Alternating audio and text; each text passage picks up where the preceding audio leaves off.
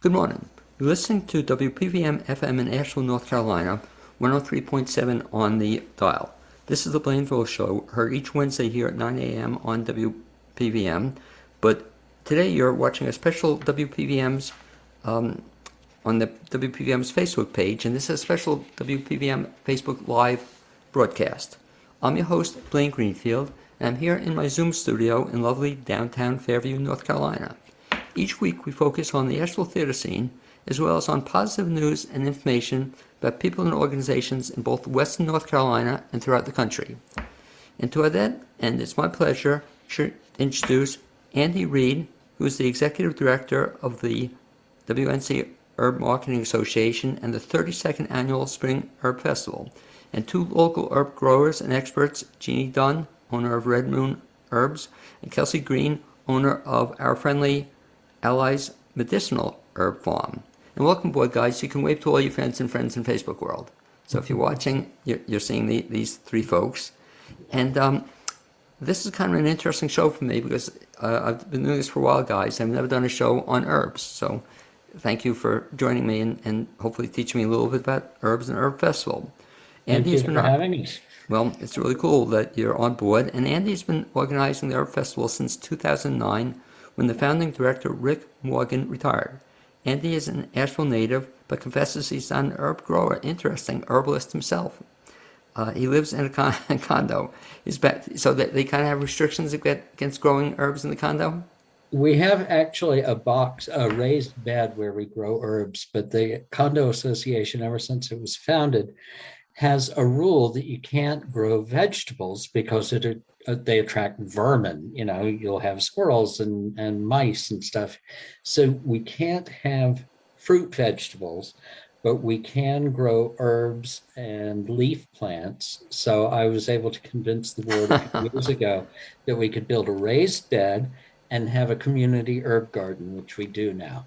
What's cool now, I knew the name because Andy is also the founder and owner of Pisgah Press, a regional publisher dedicated to nonfiction poetry, children's literature, and reference books. So that's how I knew your name, and we'll have to do another show on Pisgah Press, by the way. So keep that in mind. I'd love to do that. Yeah. But yeah, I know several people have published through you, and only good things. So let me start off with respect to meeting each of you. So Kelsey, in terms of your background. So you are, as Andy indicated, you're a local herb grower. How long have you been growing herbs? We are in our 7th year this year. Okay. And when you grew up where as a kid? I grew up in Madison County. Okay. And so when you were growing up in Madison County, did you always know you wanted to be an herb farmer? No, but I did enjoy like helping my grandmother in the garden, and I did enjoy working with plants as a kid. Okay. So when was the first time you developed your own garden? My own garden, I really worked on other people's farms, and it was probably 18, 19 that I, went against the grain and had like my rebellion and figured out that my love for plants and so I've met my husband Tommy, and he was a farmer, and we started growing together. And so I was probably like 19 when I started growing my own garden. So when you started when you were 19, and now you've been doing this for a bunch of years. What kind of things do you grow in the garden? Well, I grow lots of things. I've grown probably 30 to 40 different varieties of herbs, 2 acres of herbs. And then we have 3 greenhouses that are, full of plants for like the herb festival. So all these plant shows that we do every year. And so this shows how little, I guess, I know about herb growers. So I have to congratulate you. You're the first herb grower I've ever had on the show. Yeah. When you grow the herbs, so you grow them primarily to sell them? Is that the purpose? I do a bunch of different things. I grow plant starts for the herb festival to sell. So I grow a bunch of starts, hundreds of varieties of starts. is what I grow. And then I also after Herb Fest, I plant a bunch of different herbs in the field. I have 2 acres of field of, you know, herbs, and we sell to like Jeannie at Red Moon Herbs. So wholesale, you know, fresh and dried bulk herbs. And also, when you talk about, you said a plant start, what is that? Plant start. Well, we sell our stuff in like 3.5-inch pots. So we started from seed, and then we transplant them into their 3.5-inch pot. And once they root in, right around Herb Fest time, or we do like some veggies and some 4-packs, so 4 plants per pack. So it's just something that I'll sell to you that you'll go transplant into your garden. I'll just add in for a visual image, Blaine. You know, when you go to Lowe's or Home Depot or wherever to the garden center, and you find those little plastic 4-packs and 6-packs, or you find individual pots that are usually black plastic that are about, you know, Some like this, but yeah, some smaller. smaller than that, and then you take it home and you transplant it to your own garden. Yeah. So that's what Kelsey means by herb starts for all the gardeners. Gotcha. And with respect to Jeannie, then the same kind of question. So you're going to be at this festival, and you're also a grower of herbs, and you're also involved with the association. When did you start growing herbs? I grew up on a farm. My grandparents, all 4 of my grandparents were tobacco farmers, and my mom and my granddad's, after tobacco fell out of fashion in like the 70s and 80s, they became strawberry farmers. And so I grew up around produce, and my parents loved trying new perennials each year, or a few new ones, like edible landscaping, like a new fruit tree or some brambles, like something like raspberry or blackberry, you know, an apple orchard. So I got away from it when I went to college. I got a psychology degree. And then once I had my kiddo in late 2004, I started thinking about how important I started using some herbal medicines when I was pregnant and nursing. And then I went to herb school here in Asheville, North Carolina School of Natural Healing. So I guess I've gardened all along, but fell in and out of it. And I'm not a plant hoarder, I promise you. There's no such thing, but I do like to collect a lot of plants. And so my yard is full of edible landscaping, and I'm just growing that. And this is my favorite festival to go to because I'm a big shopper too. Okay, so we do grow. You mentioned you went to herb school. So I never heard of herb school. What do you study in herb school? You study anatomy and physiology. You study a little bit of botany, plant ID. We go on wild walks where we identify and also learn how to use them. There's also plant processing, manufacturing, how to run an apothecary, and we do a little bit of clinical work. So you may actually take on the students that came before you that were graduated, or the students that are rising up behind you in their first year, and you actually try to, walk through an assessment and give advice, like taking a client. And how long? I just knew I wanted to grow and make medicine. I didn't want to be a client, but their American Herbalist Guild has a lot of professionals in the industry that go on to seek clients. And how long did you go to herb school? It was approximately 2 year, a year and a half to 2 year program. And then you end up wanting to go to so many herb conferences where professionals will have these intense courses and collecting books. You never really stop learning. And I guess that's where the psychology degree is going to come in, because I'll ask you a question, and Kelsey, you can respond to this as well. But do you then communicate with what you're growing? Do you speak to it? Speak to the plants? Yeah. Oh, yeah. Do you really? Oh, yeah. Okay. And I don't know if Jeannie does that as well, but does that help them? I think that the plants tell me what they need, if that makes sense. Yeah. So I'm trying to make a plant happy, that's my job. I try to make plants happy, and so the plant tells me what it needs. Jeannie, does the plant do that to you also? They definitely communicate that. They are sentient beings, and the more you sit with them in silence or get away from technology and other people, you will hear them. We've been in class in the past where everybody who didn't know plants was asked to go sit with or passed around a plant people were unaware of and just meditate on it, and we got the same answer. So it's pretty powerful.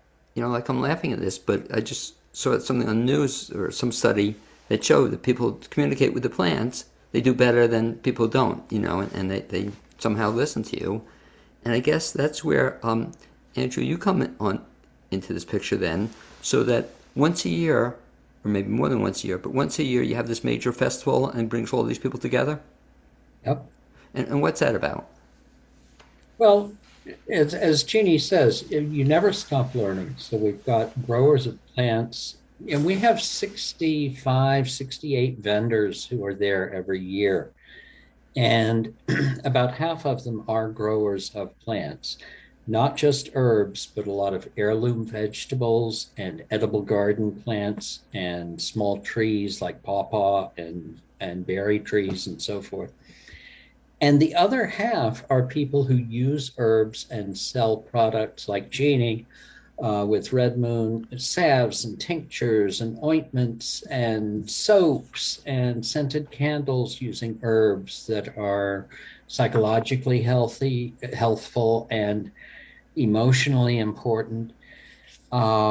We've got people who do all sorts of lotions and creams and so forth, and they work together. The funny thing is, there's very little competition in the herb festival. There is a lot of cooperation and coordination. If Kelsey doesn't have a particular plant in her booth and people come in and say, don't you have black cohosh? And she says, no, but so-and-so does. And that's the way this all works, that people want to come here as vendors to participate and sell their products and also educate the public and make new clients and new realms of communication. But we also got people, I got a phone call the other day from a couple who comes down from Indiana every year because they know they can come to the herb festival and get what they need for their garden, but also they can go to the workshops and they can learn stuff. We get people from Georgia, we get people from Maryland, and it is all figuring out ways and reclaiming old ways that have been lost, that we try to integrate all the different aspects of culinary stuff, because Asheville is also a foodie center, so restaurants that buy a lot of the heirloom vegetables and traditional vegetables, as well as herbs for the local restaurant scene. And we're a holistic medicine area, so a lot of people want to be able. I use Jeannie's salves for my skin all the time, and I use another person, Brenda Huffman's salve, for a different kind of ache. So there's a sense that we're all in this together, and that we can come out of the festival not just feeling righteous and good that we're growing our own plants and we're doing all our healthy, holistic, non-corporate stuff, but that we actually are sharing knowledge and sharing insight and sharing community. And that's what the festival has succeeded as, is building a really strong, great community. Now, Kelsey, you're going to the festival as an exhibitor, is that correct? You're selling product? Yeah. And so what are you selling? I sell medicinal herbs, culinary herbs, vegetables, tomatoes, peppers, and then I'll have like a little stash of some dried herbs that we grew, and then we started dabbling in value-added products. So I'll bring what I have.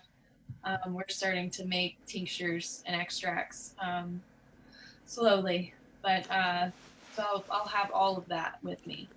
Now, if people don't see you at the festival, ordinarily you sell your products through the internet, or how do people get your products? My website, and then uh,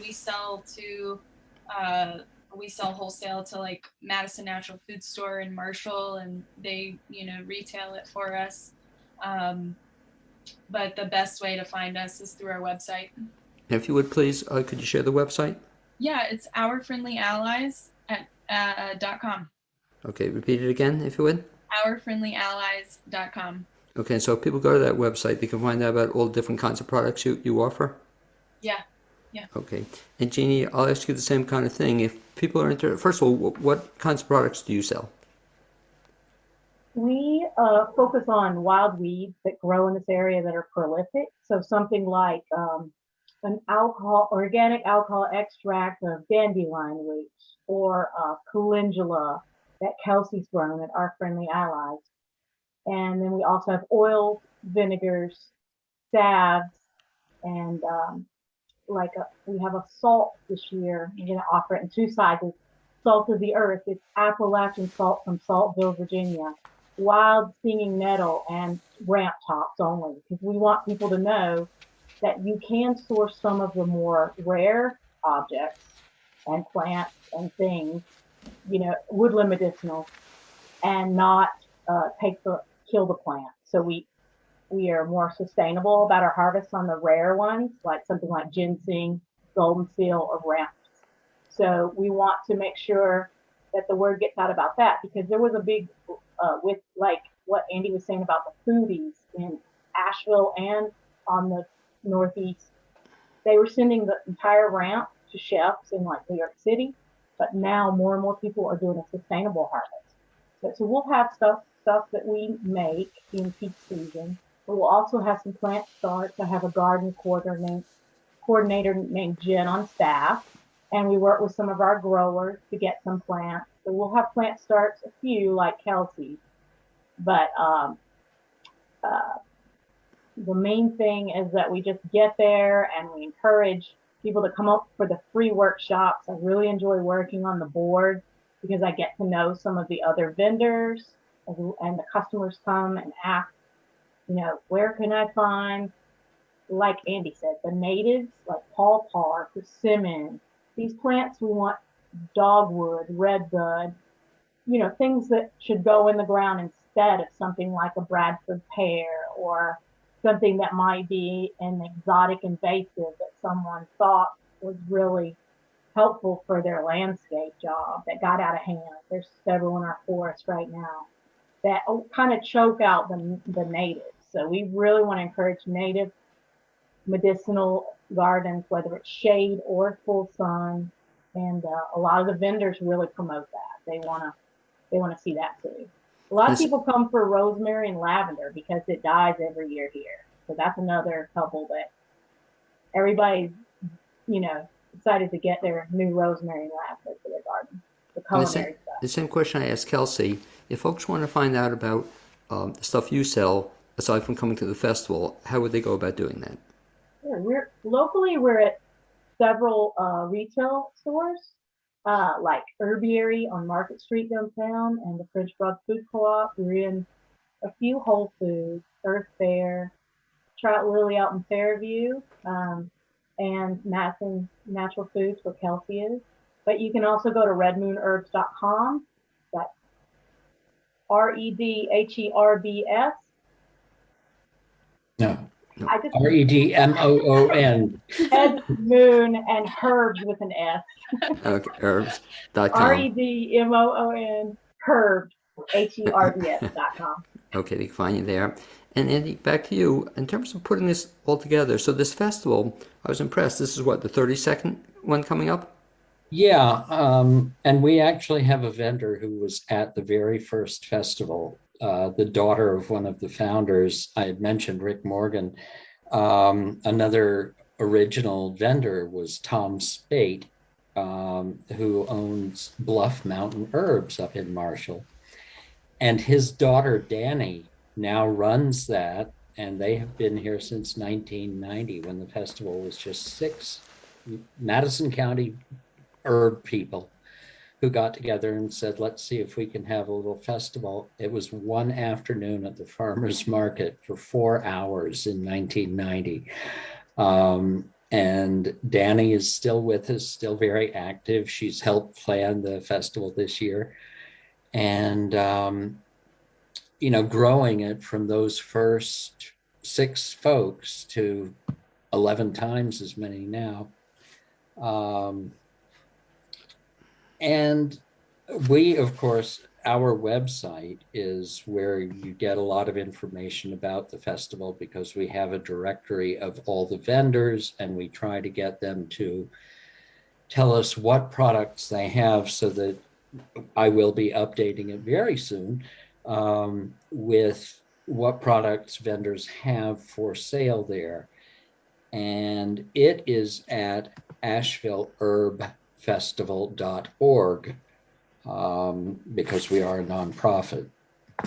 And that's where, we come together starting in November, asking the area vendors and people who are new to the business, or people who have just decided they want to be in the festival, to sign up. And very quickly we sell out all the spaces, and then have a waiting list of people to get in for later on. And talk about the specifics of this year's festival. So the show will be airing in early April. The festival dates and location, give me all that good it's details. Actually, the way we've always done it is in North Carolina, in this area of North Carolina, the final official frost date is May 10th. And the second Sunday in May is Mother's Day. So we are the weekend before that.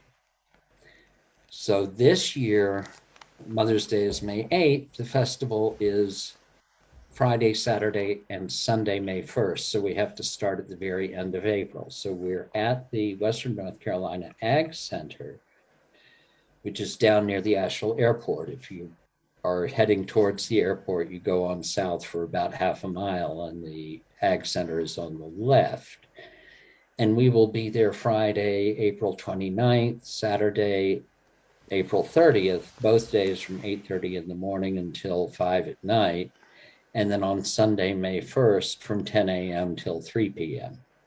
And if people want to find out information about that, can they get tickets in advance?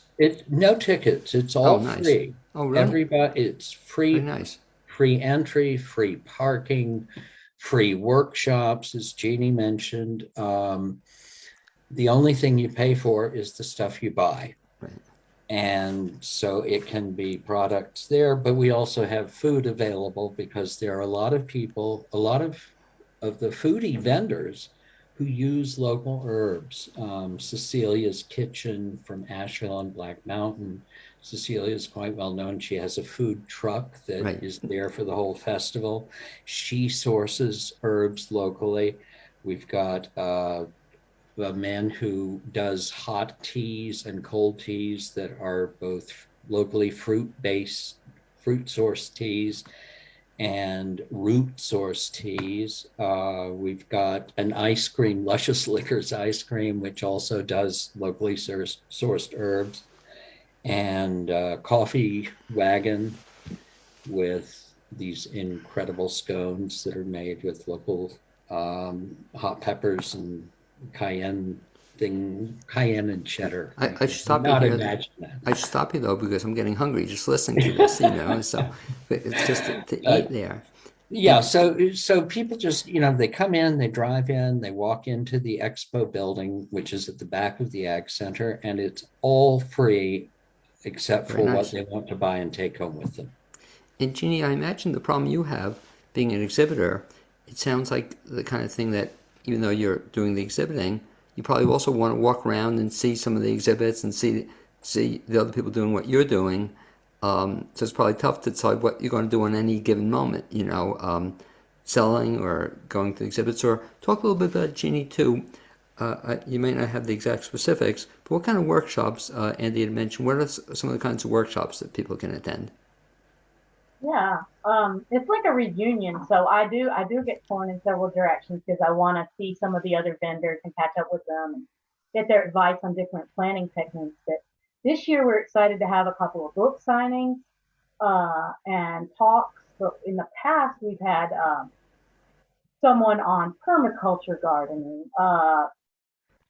friendly pollinator plants, how to make a simple salve, herbs for culinary use and kitchen ideas, container gardening, that kind of thing. So we'll have a nice range. Beekeeping might even be one of the topics this year that we're hoping that we can add. But usually it's 2 to 3 each day. So hopefully we'll have 8 to 9 free workshops. And Andy, is it in a tent right beside is it going to be in a tent or in the back corner? The Ag Center has a number of buildings, and the Expo building is the largest building, and it's in the back side of the Expo Center grounds. And right outside the corner of it will be a tent, a big canvas tent like those things they use for weddings and stuff, but not that big. About a 20 by 20 tent where we'll have the workshops so that they will be easily accessible from within the building, but also to people outside in the perimeter of the building. And how long are the workshops, Andy, typically? What we do, Jeannie set this up a few years ago. We have one at 10 and 12 and 2. And sometimes we've had one even later than that, but generally 10, 12, and 2. And they run for around an hour, including any kind of demonstration that the person wants to do, or question and answer and hands-on testing and so forth. Kelsey, I'll ask the same question I asked Jeannie, but it sounds like a lot of stuff is happening in a very short period of time. In other words, you're trying to sell product. You're trying to, I guess, you like walking around to see what other people are selling and what they're doing, and trying to go to workshops. It sounds like you need roller skates these 3 days, do you? I feel like we have a hard time even like getting to the bathroom. Friday and Saturday are so busy. Sunday usually we get an opportunity to walk around. But yeah, it is a very busy weekend, and it is something that we look forward to every year. It's a wonderful reunion. And there's something really special about it. You're in this space surrounded by all these people who are like-minded. They're there for the plants, my plant people. And when I was like 19, 20, I would go to the Herb Fest every year. It would be like my favorite thing. We never missed Herb Fest. And I remember daydreaming about being a vendor there. So for this to be our 6th year, and we're really excited. It is a special event. Well, it's cool. I guess you were lucky that your husband is into this also. Because he's my helper. Okay. He's there to just kind of help. He built the trailer to haul all the plants. He's Mr. Fix-It. He builds my carts to hold all my plants and stuff like that. But we're going to use his big truck to haul the plants because we got a lot of plants. And by the way, is the goal too, I guess both you and Jeannie, is the goal to sell all the plants, or do you sell most of them? Yeah. So you don't want to come back with, I don't want to come back with any plants. Okay, Jeannie, the same thing too? Whatever you take, you want to sell? Yeah. I mean, and I sometimes get in a little bit of a barter mode too at the end, Sure. or a sale. Sunday seems to be sell and maybe barter with somebody that's another vendor if they've got something you really want and you have something they want. Yeah. But they need to want. It's so much fun. There's one other thing that I want to mention, and this has to do with Kelsey and at the end with plants still in the small pots. Every year up until COVID year, but we're starting again this year, the Asheville City Schools Foundation, I think it is, or Buncombe County Schools Foundation, asks vendors of plants if they will give away a bunch of plants at the end of the festival on Sunday. And they come around at the end of the day and they collect from every vendor who's got, a big yellow sign out that says, yes, take these. And they take those plants and then use them for children's gardens and community gardens throughout the summer. So that's one of the ways that we try also to give back and also to help make sure that the younger generations learn about plants through the school's foundation. The thing you were also telling me off the air, which I was kind of impressed with, is that there are a few people who come to these events. Talk just about the numbers, I guess, based on the past, Andy, how many people have come to these shows? Well, the highest number we've had was 36,000 people in a 3-day festival in like 2016 or so. Generally, we have about 35,000 over the 3 days. And then, of course, COVID put the kibosh on that. So last year, when we moved to the Ag Center, and we still required masks and so forth, and we also just held the festival for 2 days because we wanted to see how it worked at the new location and also with COVID. We had about 15,000 people in 2 days last year. So this year we are back to 3 full days, and we're expecting 20 to 25,000, I think, at least. And your key job as executive director, I guess, is you're the guy who has to take care of the weather. It's going to be good weather that weekend? Yes, I do that. And my other key job is to make sure that Jeannie gives me salve for my headaches and things like that. And I'll Yeah, ask you, I just sort of, pull all the little strings together and hope that it ends up with a weaving. what's really cool as a herb user yourself, the stuff does help? Oh, yeah. In fact, Jeannie has a salve called Relief Salve, called LEAF, that uses, I think it's got a hot pepper in it, doesn't it? Yeah. Capsicum. Carolina Reaper. My Yeah, dad Carolina grew Reaper it. pepper. And when I use that on a couple of spots on my ankles where I tend to get some muscle aches and pains, and it's just wonderful stuff. I use a lot of different herbal products from different vendors for those uses. Yeah. Kelsey, is that something too that as a grower, are you constantly looking for new stuff or new things to grow or to sell? Is that something? I'm always looking to explore and build a relationship with a new plant. Absolutely. And, I try and I fail and I keep trying and sometimes fail or sometimes, it'll grow for me. So absolutely. It's part of the love for it. And Kelsey, once again, if folks want to get in touch with you with respect to seeing you at the show that day, but also the name of your company, could you again give the contact information, if you would, please? Yeah, ourfriendlyallies.com is our website, and we're also on social media. Instagram is kind of how we keep up with what's going on the farm and stuff. So Our Friendly Allies on Instagram. Great, thank you. Jeannie, the same question. If folks want to get in touch with you or your business, what's the best bet? Sure. For Red Moon Herbs, it's on Instagram, it's Red Moon Herbs, as well as on Facebook, or redmoonherbs.com with an S on the end. Okay, thank you. And Andy, I'll ask you the same thing too in terms of both the festival information and just the recap when it is and where, all the good stuff. Okay, well, the website is ashevilleherbfestival.org. Jeannie, what is the social media address for that? Both are Asheville Herb Festival, Instagram and Facebook. Okay. And people can also call at 828-301-8968. And the dates are April 29th and 30th from 8:30 a.m. to 5 p.m. and Sunday, May 1st from 10 a.m. to 3 p.m., 10 to 3. I'd like to thank each of you for being my guests to a special Facebook Live edition of the Blaine's World Show. And I hope it's a spectacular show, and hopefully we'll bump into each other sometime, actually in person. People actually used to, you're going to see it. They're going to come, 30,000 people are going to come this year to be in person. Very exciting. So thanks, guys. I'm going to sign off now. Just tell everybody you've been listening to the Blaine's World Show, heard here on WPVM 103.7 on your dial. Ordinarily, we're also on the air radio from 9 to 10 on Wednesday, but this is just a Facebook Live edition. You'll be able to find us just on Facebook and look for the Blaine's World Show. Thanks, guys, and hopefully we will come in touch at some point in time.